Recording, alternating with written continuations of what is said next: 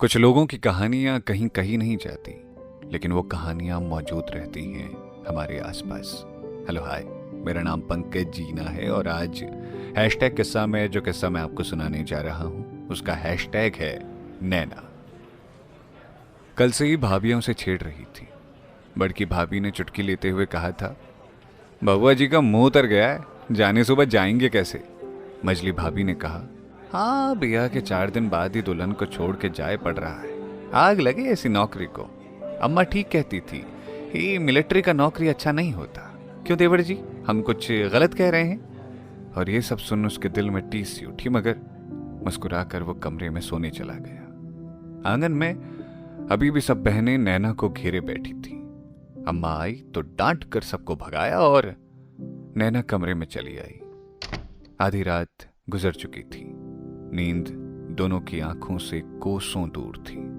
दोनों एक दूसरे से नजरें चुरा रही थे, ये सोचकर कि आंसू उन दोनों को कमजोर कर देंगे। उसने जब उसे बाहों में लिया तो नैना बच्चों की तरह अपने सर को उसके सीने से चिपकाकर आंखों को भींचकर बंद कर चुकी थी। वो रात सारी गुजर गई बिना किसी लफ्ज के। सांसों की आवाज घड़ी के टिक टिक के साथ मिलकर भोर को जगाने की कोशिश कर रही थी। खिड़की से अब चांद दूर जाता हुआ दिख रहा था। झिंगुर अब शांत हो गए थे और दूर आम के पेड़ पर कोयल धीरे धीरे कभी कभी कूक दे रही थी। कोई 5:15 बज रहा होगा तो अम्मा आंगन में उठकर आ गई। 8 बजे की ट्रेन थी तो भाभी अभी अब निकल आई कमरे से। नैना ने भीगी पलकें उठाकर देखा तो मनु मासूम बच्चे की तरह सो रहा था। जानती थी कि अभी थोड़ी देर पहले ही तो सोया है। बिना किसी आहट किए वो निकल आई कमरे से।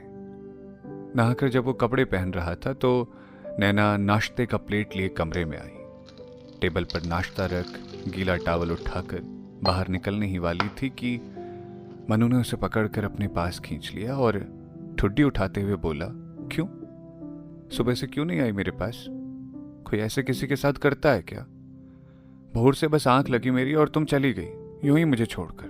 बोलो, तुम्हें यूं ऐसे छोड़कर जाऊंगा तो क्या वहां रह पाऊंगा? आवाज भर आई थी उसकी।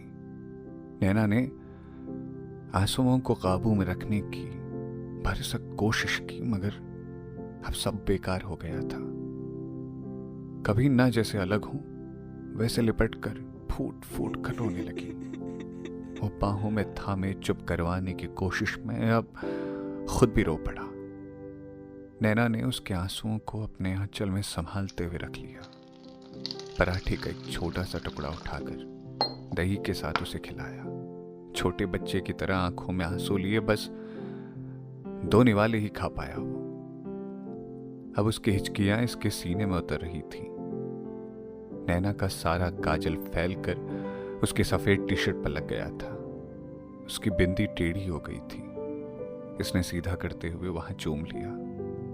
उसकी बड़ी बड़ी आंखें जो सूजकर और बड़ी लग रही थी, उनके गर्म आंसुओं को होठों में समेट लिया।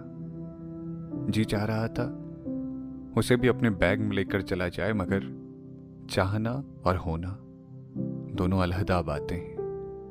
वो बैग थामे नजरों में नैना को भर के बाहर आ गया, मगर खुद को वहीं बिस्तर की सिलवटों में रात को ओढ़ी चादर और नैना के बदन पर अपनी खुशबू के रूप में छोड़ आया। तो ये था आज का हैशटैग किस्सा, जिसे लिखा था अनु रॉय ने।